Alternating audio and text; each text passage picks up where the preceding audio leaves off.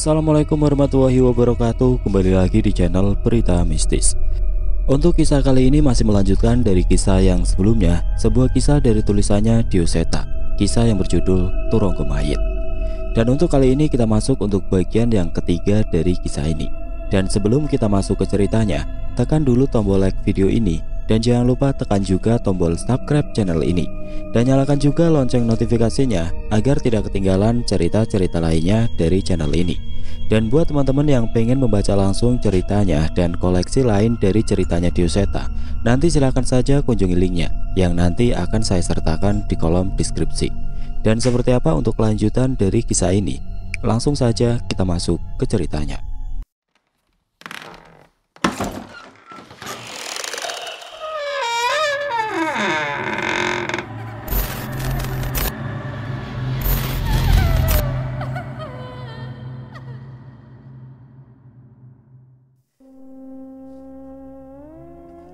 Suara gending musik pengiring permainan kuda lumping terdengar dari balik kabut.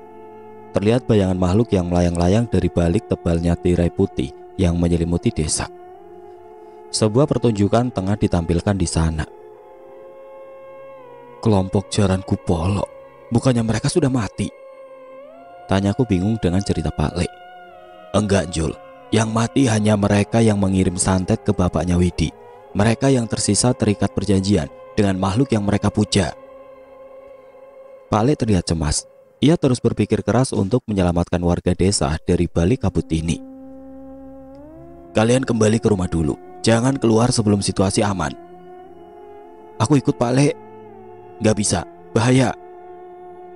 Kali ini aku tidak bisa membantah. Sepertinya keadaan semakin serius, sehingga Pak Le benar-benar melarangku untuk mengikutinya. Aku pun mengencangkan sarungku di pinggang dan mengikuti mereka. Ibu, tolong ibu. Samar-samar aku mendengar suara teriakan anak perempuan. Pak Le, ada suara. Pak Le berhenti dan menajamkan telinganya. Suara apa? Musik tadi? Bukan, anak perempuan. Pak Le berkonsentrasi namun ia menggeleng dan tidak mendengar apapun. Gak ada. Mungkin aku yang salah dengar. Kami pun melanjutkan perjalanan kembali ke rumah Widi, namun suara itu terdengar lagi. Lepasin, sakit. Aku menoleh ke arah suara itu, dan dari salah satu sisi kabut, terlihat bayangan seorang anak perempuan seolah diseret oleh sosok yang begitu besar. Itu Pak Le. Teriaku menunjukkan arah itu. Anehnya Pak Le menoleh ke sana, tapi ia mengaku tidak melihat dan mendengar apapun. Aku pun bingung, namun suara itu terdengar semakin lirih. Aku makin khawatir dengan keadaan anak perempuan itu. Aku menoleh sebentar ke arah Pak Le, Widi, dan Bu Sunar yang sudah berada di pagar rumah mereka. Namun tangan wanita itu terlihat berusaha untuk menggapaiku. Apa yang terjadi padanya membuatku benar-benar tidak bisa menahan diri. Panjul, mau kemana? Aku tidak tahan lagi. Tanpa menjawab Pak Le, dengan segera aku berlari meninggalkan mereka dan meraih bayangan anak perempuan di balik kabut itu. Namun aku terlalu bodoh. Tepat saat berhasil menembus kabut, terlihat seorang anak perempuan yang diseret oleh sosok makhluk besar dengan tinggi hampir 2 kali manusia dewasa. Mulutnya besar dengan mata yang putih. Anak perempuan itu pun ditarik memasuki kabut yang lebih pekat. Namun tidak hanya itu saja. Di sekitarku terlihat rumah-rumah warga yang tersamarkan oleh kabut. Yang mengerikan, di beberapa atap rumah tengah bertengger jajaran pocong berkafan penuh tanah kuburan, seolah mereka baru bangkit dari liang lahatnya. Aku gemetar dan terjatuh. Beruntung makhluk itu tidak menatap ke arahku. Mereka tertarik dengan pementasan yang ada di tengah desa. Bocah goblok. Sebuah pukulan mendarat di kepalaku. Aku merasa kesakitan. Dengan jelas aku mengetahui bahwa Pak Le lah yang datang menyusulku. Maaf Pak Le, tapi aku ngelihat ada anak perempuan yang diseret sama setan. Ya, tinggal bilang, kamu gak usah ikutan masuk. Kali ini Pak Le marah. Sepertinya keadaan kali ini benar-benar berbahaya. Iya Pak Le, Cahyo balik ke rumah Widi. Ucapku yang segera berlari meninggalkan kabut itu. Tapi kabut begitu pekat. Aku tidak bisa menemukan jalan menemukan rumah Widi. Di saat aku kebingungan, sekali lagi pukulan mendarat di kepalaku. Masih gak sadar juga. Saat sudah memasuki kabut, gak ada lagi jalan keluar. Terus gimana Pak Le? Kabut ini baru akan hilang saat pementasan selesai. Saat itu kita nggak tahu sudah ada berapa nyawa yang jadi korban. Aku menelan ludah. Kini aku harus berada di antara kabut ini dengan makhluk-makhluk mengerikan di sekitarku. Jangan jauh-jauh dari Pak Le. Kini tidak ada lagi alasanku untuk tidak menurut. Terlebih Pak Le juga terlihat benar-benar waspada. Korek api pusaka miliknya tengah tergenggam di tangannya. Itu Pak Le, teriakku saat melihat sosok seorang anak perempuan yang berdiri di antara kabut. Tapi aneh, kali ini tidak ada makhluk yang menyeramkan yang menyeret tubuhnya. Mundur. Tapi tadi anak itu diseret sama setan. Aku protes karena khawatir dengan keadaan anak perempuan itu. Jangan ngeyel, mundur. Melihat Pak Le seserius itu, aku pun memilih mengikuti perintah Pak Le dan mundur ke belakangnya. Benar saja, anak perempuan itu tiba-tiba mengangkat wajahnya, matanya memutih dengan mulut yang tertawa tanpa suara. Anak perempuan itu pun memiringkan kepalanya, seolah mulai memperhatikan kami. Jangan berani-beraninya mencari perkara. Suara anak wanita itu terdengar serak seperti suara orang tua yang mengerikan.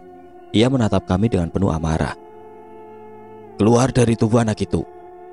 Sayangnya sosok yang merasuki wanita itu tidak gentar. Ia terus tersenyum dan mulai mencengkram wajahnya sendiri. Siap. Dengan cepat Pak Le berlari menuju anak perempuan itu. Anak itu mulai mencakar wajahnya sendiri hingga darah mengalir di pipinya. Dengan sigap Pak Le menahan tangan anak wanita itu. Namun anak itu malah meronta sekuat tenaga. Kulitnya semakin memutih pucat dengan urat-urat yang menebal dari balik kulitnya. Ia terlihat tersiksa dan kesakitan. Keluar, teriak Pak Le kembali membacakan doa-doa yang panjang di hadapan anak perempuan itu. Tapi setan perempuan itu terus tersenyum. Ia menikmati tubuh yang kesakitan itu dan tidak memperdulikan bacaan-bacaan Pak Le. Pak Le, anak itu bisa mati, teriakku saat melihat anak itu mulai mengalirkan darah dari pinggir mata dan lubang hidungnya. Sialnya makhluk itu terus tertawa senang menantikan kematian anak yang ia rasuki itu. Merasa tidak ada cara lain, Pak Le pun membuka korek api dengan ukiran kayu itu.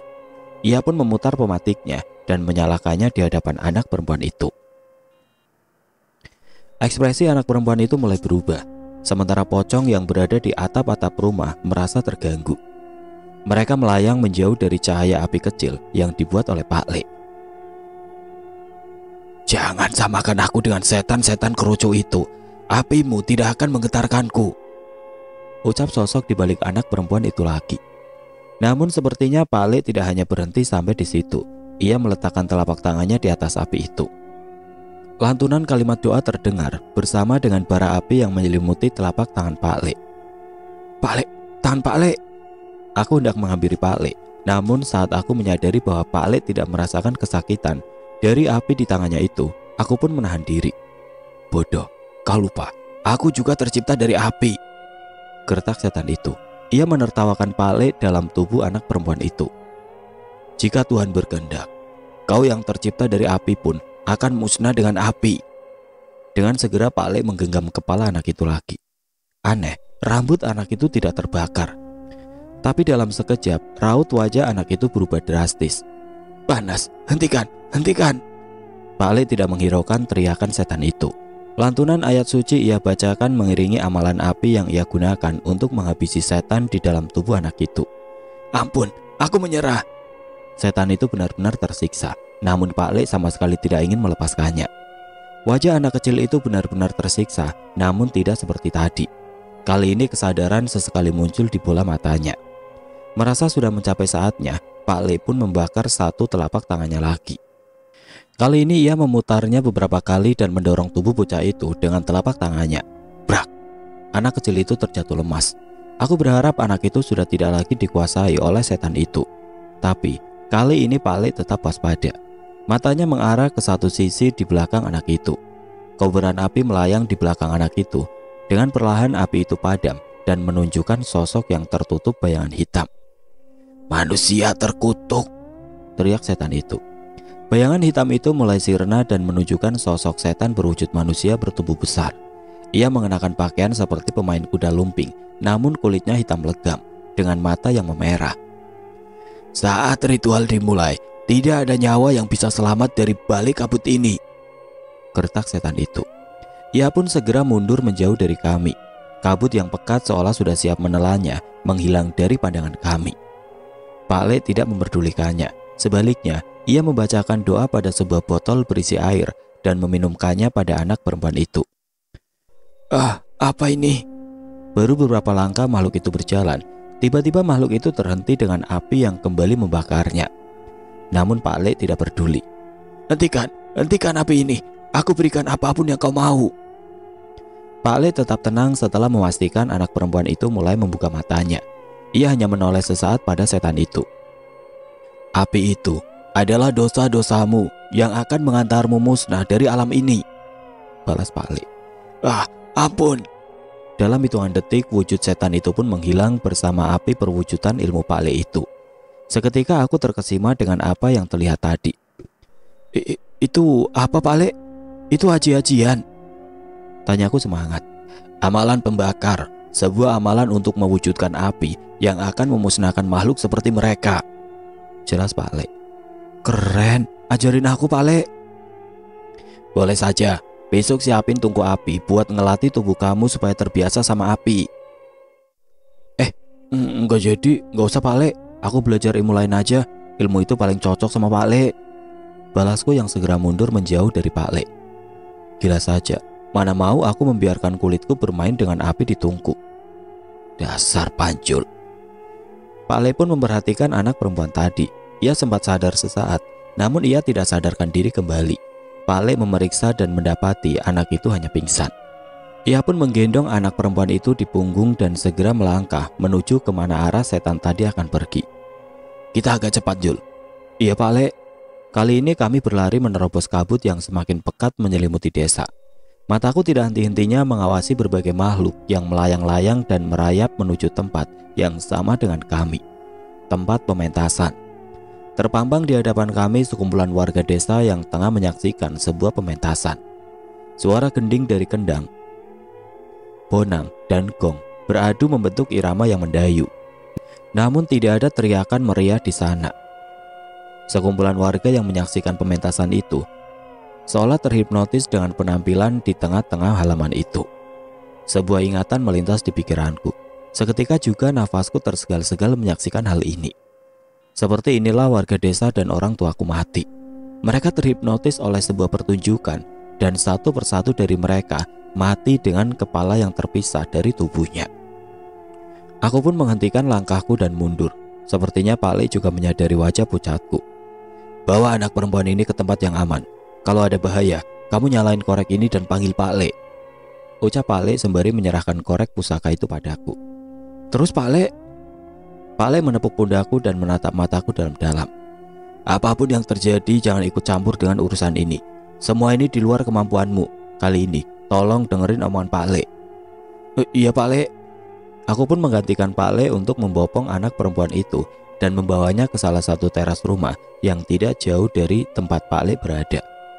Dari sini aku masih bisa melihat apa yang Pak Le lakukan. Pak Le menarik nafas dalam-dalam. Ia melangkah perlahan memasuki kerumunan warga desa yang tengah menyaksikan pertunjukan itu. Ia menengadahkan tangannya di hadapan wajahnya dan mulai membaca doa dengan suara yang lantang di tengah-tengah kerumunan. Ajaib, perlahan satu persatu warga desa tersadar. Mereka panik dengan apa yang terjadi. Ini di mana? Kabut apa ini?" Suara keriuhan warga desa mulai terdengar dari kerumunan itu. "Segera menjauh dari tempat ini," perintah Pak Le kepada mereka. Masih ada kebingungan di mata warga, tapi mereka sadar bahwa mereka berada di keadaan yang tidak wajar. Mereka pun mulai menjauh sambil membantu beberapa dari mereka yang masih terhipnotis. Sayangnya, tanpa membutuhkan waktu lama. Keberadaan Pak Le disadari oleh sekelompok pemain kuda lumping tersebut. Suara gending yang mengiringi pemain-pemain itu terhenti. Seketika suasana menjadi hening dengan seluruh pemain dan makhluk-makhluk tidak kasat mata yang menonton pertunjukan itu serentak menatap ke arah Pak Le. Tubuhku panas dingin sejadi-jadinya membayangkan aku yang berada di situasi itu. "Tidak ada yang boleh pergi sampai pementasan selesai." Suara itu terdengar dari sosok mengerikan di tengah pementasan itu. Ia adalah seorang pemain kuda lumping yang dirasuki sosok yang belum kami ketahui. Namun matanya yang putih, Urat di wajahnya yang menyembul keluar dan mulut yang penuh darah memastikan bahwa tubuh itu dikuasai oleh setan. Melihat sosok itu, sontak warga pun panik dan semakin cepat berusaha menjauh. Namun mereka terlambat. Tiba-tiba seluruh alun-alun dikelilingi setan-setan hitam yang menari tidak karuan, menghalangi setiap warga untuk meninggalkan tempat itu. Pak Le terus membacakan doa-doanya dengan lebih keras. Setan-setan yang mengepung kami terganggu, namun suara gending berubah dengan suasana menyeramkan. Start. Suara cemeti terdengar dari salah satu pemain yang memukulkan cemetinya ke tanah. Kekuatan hitam mengalir melalui dari tanah yang dipukul oleh cemeti itu. Sontak warga desa yang berada di dekatnya pun jatuh terkulai tidak sadarkan diri. Kali ini sisi sebaliknya. Makhluk itu berniat membuat seluruh warga desa tidak sadarkan diri saat itu juga. Pak Le yang tidak membiarkan itu segera berlari dengan kobaran api di kedua tangannya. "Kamu bukan lawanku," ucap sosok yang terlihat memimpin kelompok itu. Ia pun memerintahkan pemain lainnya untuk menghadang Pak Le. Bak. Sebuah tendangan hampir saja mendarat di tubuh Pak Le. Namun beruntung, Pak Le mampu menahannya dengan kedua tangannya. "Kamu tidak pantas buat perkara sama Ki Jangkrang. Kamu cuma pantas jadi tumbal," ucap pemain itu. Ki Jangkrang, mungkinkah itu nama sosok yang merasuki pemimpin dari kelompok Jaran Kupolo itu? Sebuah tendangan melayang lagi dari seseorang pemain yang masih menggenggam kuda lumpingnya. Pak Le menghindar sementara seorang pemain lagi sudah bersiap menghantam kepala Pak Le dengan pukulannya. Pertarungan sengit terjadi antara kedua pemain itu melawan Pak Le. Namun Pak Le tidak kalah. Ia bisa menahan dan membalas semua serangan dua pemain yang kerasukan itu tanpa kesulitan. Jujur aku tidak menyangka ilmu bela diri Pak Le sehebat itu. Belum lagi api yang berada di tangannya. Api itulah yang membuat kedua pemain itu kewalahan dan berusaha menghindari mati-matian. Demit-demit goblok, ngelawan manusia begitu saja nggak becus, teriak Ki Jangkrang. Ia pun melemparkan kekuatan hitam dari tangannya ke tubuh kedua pemain itu. Sontak mereka berdua tersungkur dan memuntahkan darah dari tubuhnya. Pak Le mundur melihat apa yang terjadi. Entah mengapa kami merasakan bahaya dari apa yang terjadi saat itu. Kedua pemain itu tiba-tiba mulai berdiri dengan nafas yang tersegal-segal. Giginya gemeretak dengan darah yang masih menetes dari mulutnya. Kekuatan hitam benar-benar menyelimuti tubuh mereka. Dalam sekejap salah satu dari mereka mencekik dan mengangkat Pak Le. Ia melempar Pak Le sementara seseorang lagi melompat dan menendang tubuh Pak Le hingga terpental. Jelas Pak Le kesakitan. Namun kedua makhluk yang kehilangan akal sehatnya itu tidak memberi kesempatan Pak Le untuk bernapas. Mereka bersiap menghantamkan benda berwujud kuda lumping di tangannya ke leher Pak Le dengan sekuat tenaga. "Pak Le, lari!" Namun bukannya mundur, Pak Le malah memilih menerjang mereka berdua dan mencengkram kedua kepala mereka. Ada sebuah bacaan yang dibacakan oleh Pak Le dengan tersegal-segal. Dalam waktu singkat, api besar membakar mereka berdua. "Ah, panas!" Mereka meronta-ronta, namun Pak Le dengan lantang membacakan doa itu hingga seluruh bayangan hitam yang menyelimuti kedua pemain itu terbakar oleh api Pak Le. "Kau tidak bisa memisahkan kami dari manusia ini. Kami terikat perjanjian," teriak kedua setan itu. "Itu urusan kalian," balas Pak Le yang terus membakar setan itu hingga kedua pemain itu meronta kesakitan dan tidak sadarkan diri.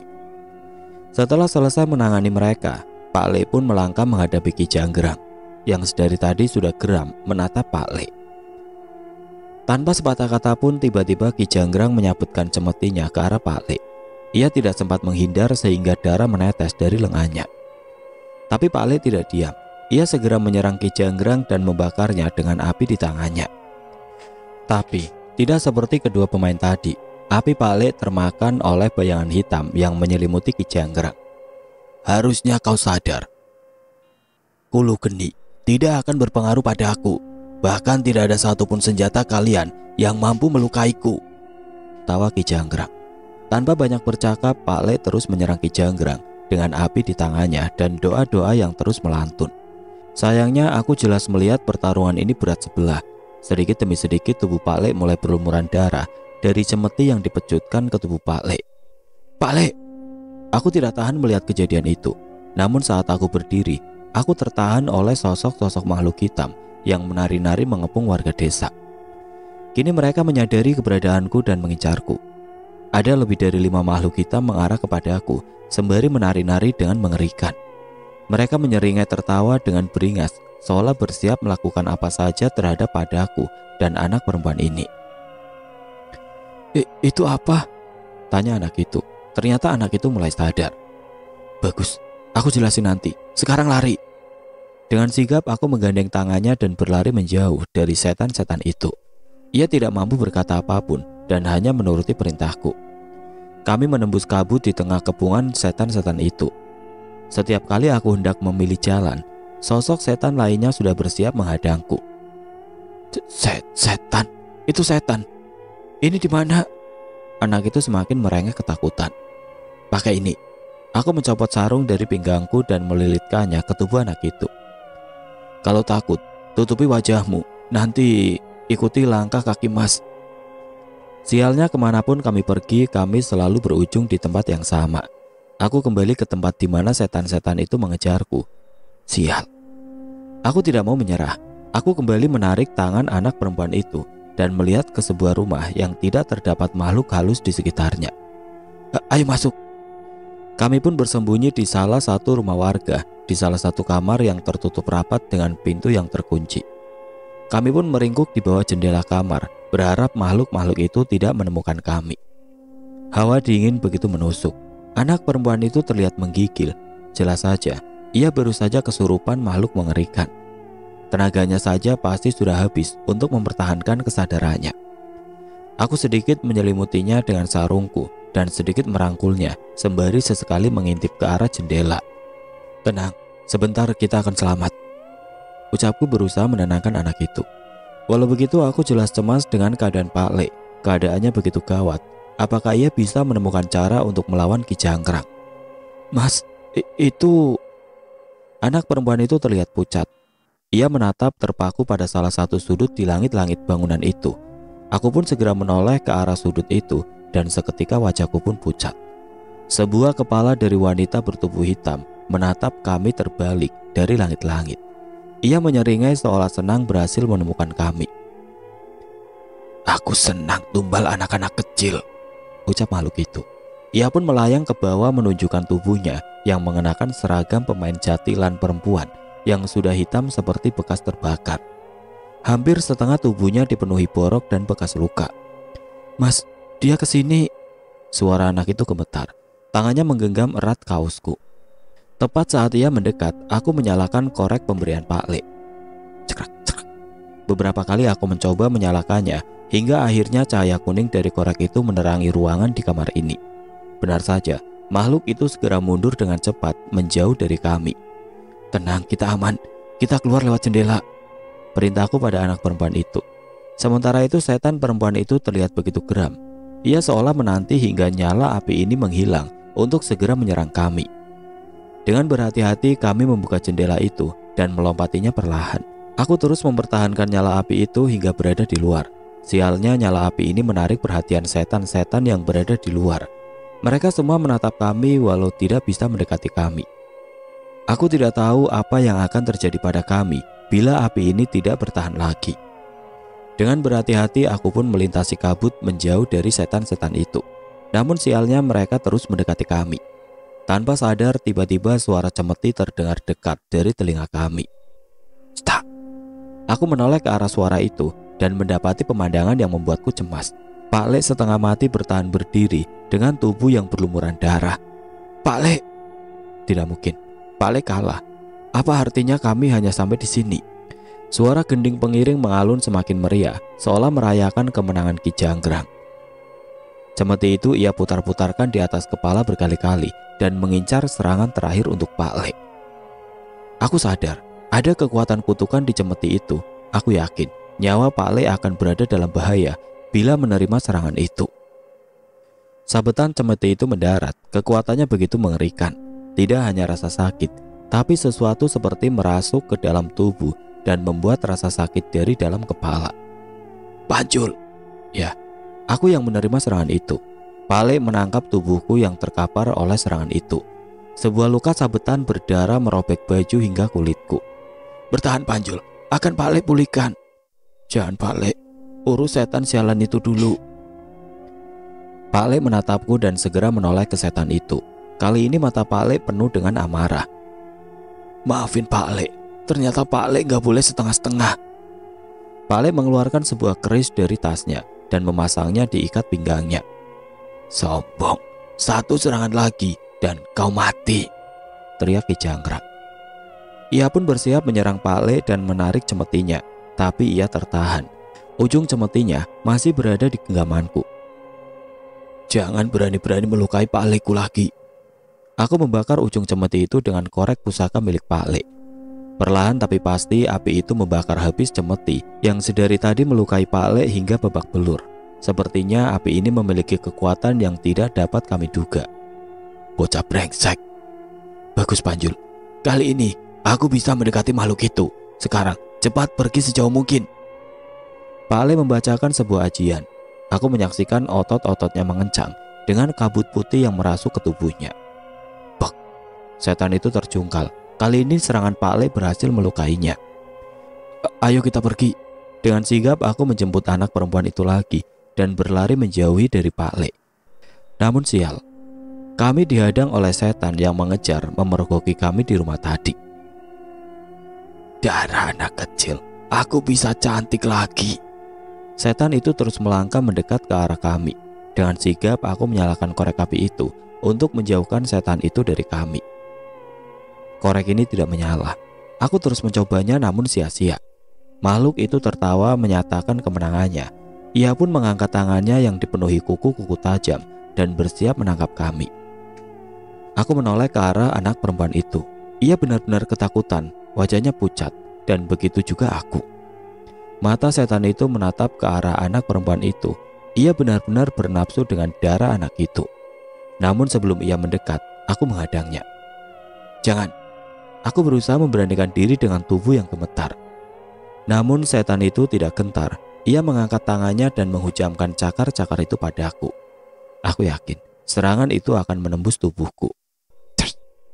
Aku tertegun dengan apa yang terjadi di hadapanku. Sesuatu melintas di hadapanku begitu saja. Tanpa aku mengerti, sosok setan itu tiba-tiba terbelah menjadi dua begitu saja sebelum cakar itu menyentuh tubuhku. Tepat saat tubuh setan itu menguap seperti asap hitam, samar-samar terlihat seorang pria dengan sebuah keris di genggamannya berada di belakangnya. Jelas ini perbuatannya. Kami selamat. Nyali yang bagus. Sepertinya setelah ini kita harus berkenalan. Terdengar suara seorang pria dengan wujud yang mungkin sedikit lebih tua dari Pale. Belum sempat aku mengetahui siapa sosoknya. Ia sudah melesat menuju satu arah, pertarungan Pale. Kini aku mengajak anak perempuan itu berlari menghampiri mereka. Tanpa korek pusaka itu, tidak ada tempat yang lebih aman selain di dekat Pale. Pertarungan sengit masih terjadi di antara Ki Jangkrak dengan Pale. Api dan bayangan hitam saling beradu dengan ilmu bela diri tingkat tinggi. Ki Jangkrak mengangkat kuda lumping di tangannya. Ia mengalirkan kekuatan hitam dari tubuhnya dan melemparkan kuda lumping itu ke udara. Dan Pale terpental dengan sosok yang mendarat di tanah. Kuda lumping itu berubah menjadi sosok makhluk berwujud manusia besar berwajah kuda yang buas. Ia menggeram, mengamuk dan bersiap melumat kepala Pale dengan mulutnya yang besar. Namun ia terhenti. Sebuah keris menancap di kepala makhluk itu dan membuatnya jatuh tidak berdaya. Lama sekali, sambut Pale. Sosok pria itu mendarat dan mencabut keris itu dari sosok makhluk berwajah kuda itu. Minta tolong, tapi gak ngasih tahu tempatnya. Itu siapa yang pinter?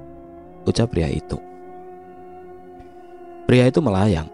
Setan atau manusia. Wujudnya seperti pria pada umumnya, tapi ia melayang. Ilmu raga sukma, melawanku dengan wujud roh, benar-benar bodoh, ucap Ki Jangkrak yang geram dengan sosok itu.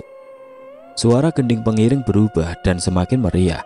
Asap hitam keluar menggila, seolah ingin menggantikan kabut di sekitar kami. Perasaan takutku semakin menjadi-jadi. Semua asap hitam yang keluar dari tubuh Ki Jangkrak memanggil setan-setan yang dari tadi menari-nari, mengikuti irama gending dan mengejar kami. Ini gila. Pak Le dan pria itu kini berhadapan dengan Ki Janggrang, setan berwajah kuda, dan puluhan setan yang mengepung mereka. Aku menelan ludah, tidak mampu memikirkan bagaimana cara mereka bisa keluar dari situasi ini. Kamu gak takut, Tomo? Tanya pria itu kepada Pak Le. Mas Bisma ini gimana toh? Sendirian saja tak ladeni, apalagi ada Mas Bisma. Bisma. Pria itu bernama Bisma. Apa dia adalah Pak D, kakak dari Pak Le yang pernah diceritakan oleh Bule? Pak D Bisma meletakkan kerisnya di hadapan wajahnya.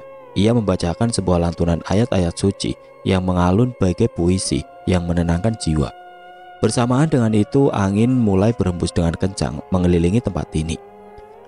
Dalam sekejap, seluruh setan itu terhantam oleh angin sejuk yang menyayat-nyayat tubuh mereka. Satu persatu dari mereka tumbang. Pak Le tidak mau kalah. Ia membacakan sebuah ajian di telapak tangannya. Beberapa gerakan seperti menangkap angin, namun dalam sekejap angin yang berhembus berubah menjadi badai api yang membakar setan-setan itu. Dalam sekejap setan-setan itu musnah. Aku berdiri bersemangat melihat kejadian itu dan menatap semakin dekat ke arah mereka. Pak Le, apa itu? Keren. Ia pun menoleh ke arahku dan tertawa bangga. Ajian Gambu Rumekso Mas Bisma dan Tapa Geni Pak Le. Mungkin namanya Ajian Gambu Rumekso Geni. Keren kan? Ucap Pak Le. Ajian Mekso Geni? Gak jadi Pak Le, gak jadi keren. Balasku yang segera berpaling dan kembali menjauh. Asem Kenjul. Tapi kalau namanya itu, aku setuju. Gak jadi keren. Ucap Pak D Bisma yang setuju dengan pendapatku. Tuh kan? Sontak sendal cepit yang sudah hampir putus melayang ke arahku. Plak. Penonton, ora usah rewel, teriak Pak Le. Aku baru sadar ajian tadi menghapus kabut di desa ini. Perlahan satu persatu warga desa pun mulai tersadar. Aku pun berinisiatif mengarahkan mereka untuk menjauh. Cepat pergi sejauh mungkin sebelum setan-setan itu menyerang lagi. Terus mereka berdua yang menghadapi setan itu siapa? Tanya seorang warga desa. Seorang warga desa menatap seolah mengenali mereka.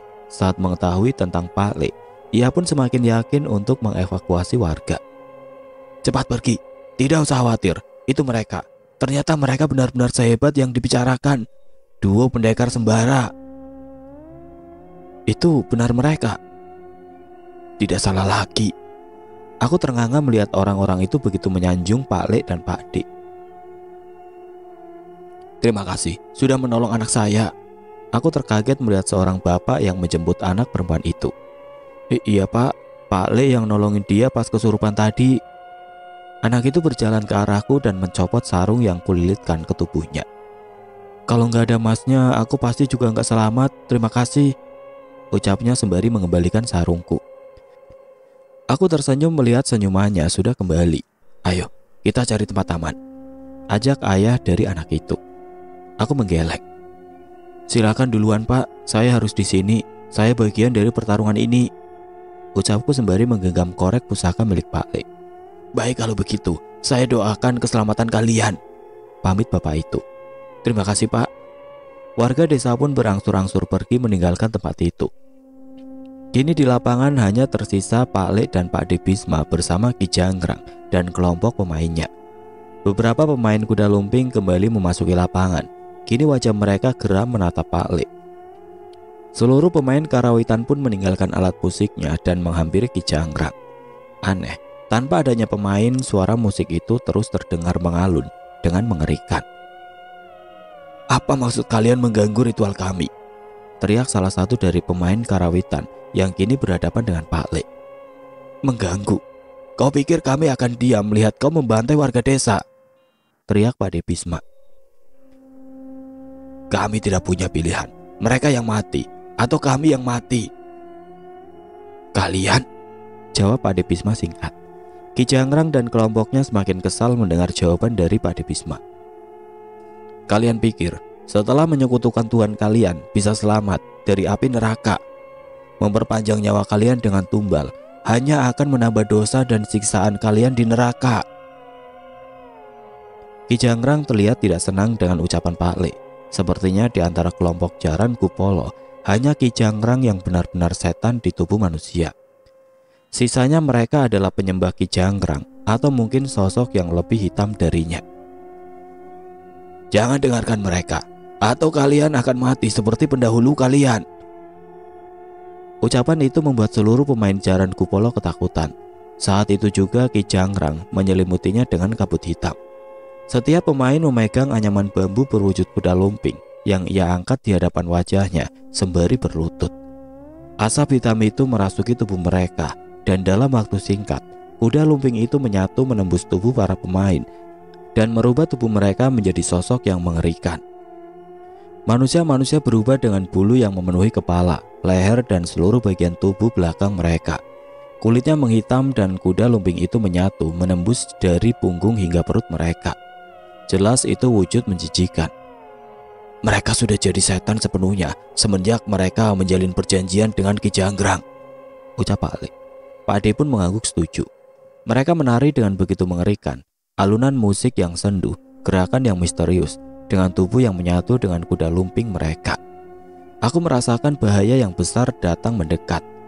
Pak Le pun sudah menyelimuti tangannya dengan api, sementara Pak Ade sudah siap dengan kerisnya. Hati-hati Bimo, itu tarian pemanggil, peringat Pak Ade Bisma. Pak Le melihat ke seluruh sudut desa sembari menelan ludah. Aku pun melihatnya. Berbagai macam makhluk yang hanya aku dengar di cerita dan mitos desa berkumpul di sekitar kami. Bola api Banaspati melayang-layang mendekat. Pocong-pocong memenuhi seluruh atap-atap desa. Demit-demit alas berkumpul memenuhi tempat itu. Ajian Gemburu Meksa sekali lagi, ajak Pak Le. Namun Pak De Bisma menggeleng. Tidak, mereka bukan anak buah setan itu. Mereka akan terus berdatangan selama tarian itu dimainkan, jelas Pak De Bisma. Merasa Pak Le dan Pak De sebagai ancaman, setan-setan itu pun mengincar mereka. Sosok Banaspati pun melayang mendekat ke arah Pak Le. Namun dengan sigap Pak Le melemparkan satu api di telapak tangannya dan membukanya di udara, sehingga sebuah ledakan besar menggelegar di tanah itu. Tetesan liur jatuh di bahu Pak De Bisma. Tanpa mereka sadari, sosok pocong-pocong itu melayang memenuhi langit menatap ke arah Pak Le dan Pak De. Ini gawat. Berkali-kali Pak Le dan Pak De menghadapi setan-setan itu. Mereka terus berdatangan tidak ada habisnya. Ki Jangrang tertawa menatap kejadian itu dan menontonnya dengan puas. Kalian lebih pantas mati sebagai santapan setan-setan itu, ucap Ki Jangrang. Luka di tubuh Pak Le semakin bertambah. Makhluk-makhluk kerdil mengincar Pak Le tanpa mereka sadari. Biar bagaimanapun mereka menghadapi setan-setan itu, semua makhluk itu semakin bertambah dan berkumpul memenuhi desa ini. Namun aku tersadar ada beberapa sosok roh yang tidak menyerang mereka. Roh itu terlihat tidak asing untukku.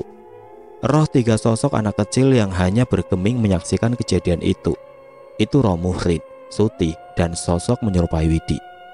Di tengah kebingunganku tiba-tiba terdengar suara langkah seseorang yang mendekat.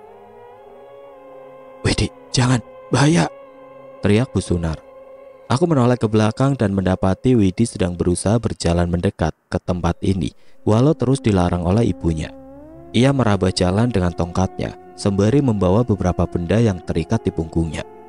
Dengan segera aku berlari dan menghampirinya. Widi, jangan kesini, bahaya. Aku tahu Cahyo, aku lihat semua. Aku lihat dari mata setan itu. Maksud kamu? Aku pernah ceritakan bahwa penglihatanku diambil oleh setan yang menyerupai rupaku. Dia ada di sini. Dia menyaksikan semua yang terjadi di balik kabut. Benar ucapannya. Walau aku baru menyadarinya, sosok setan yang ia maksud memang ada di sini. Tapi apa maksudnya? Ia mencopot benda yang terikat di punggungnya. Itu adalah kuda lumping dan cemeti yang kami temukan di belakang rumah saat Pak Le menarik buhul di rumah itu. Apa ini?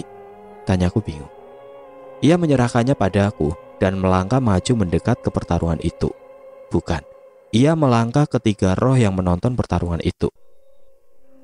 Kita lakukan, Cahyo. Lakukan. Ia mengangguk. Sementara itu ketiga roh anak itu menyadari keberadaan Widi. Kita lakukan bersama mereka. Hanya ritual itu yang bisa menarik perhatian dan menghapuskan pengaruh tarian jaran Kupolo pada setan yang menyerang Pak Le itu. Roh Muhrin, Suti, dan sosok menyerupai Widi mendekat menghampiri.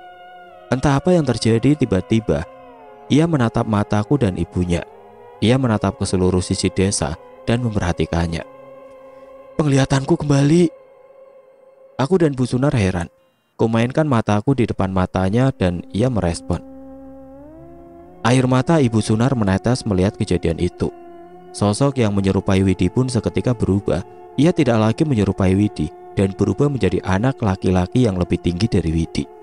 Aku mendekat dan meletakkan kedua tanganku di pipinya dan memeriksa matanya. Bagaimana bisa? Aku bingung. Ternyata benar, penglihatanku diambil demi saat ini. Maksudmu apa? Mereka mengambil penglihatanku agar aku terus melihat ritual itu sampai aku menghafalnya dan tidak bisa melupakannya. Dengan ritual itu, kita bisa menghentikan setan-setan itu. Jangan bilang. Aku bersiap dengan sebuah kuda lumping di tangan kiriku dan cemeti di tangan kananku. Begitu juga dengan Widi. Ketiga sosok roh itu sudah siap dengan hal serupa. Benar, kita pentaskan untuk mereka ritual Turonggo Mayit.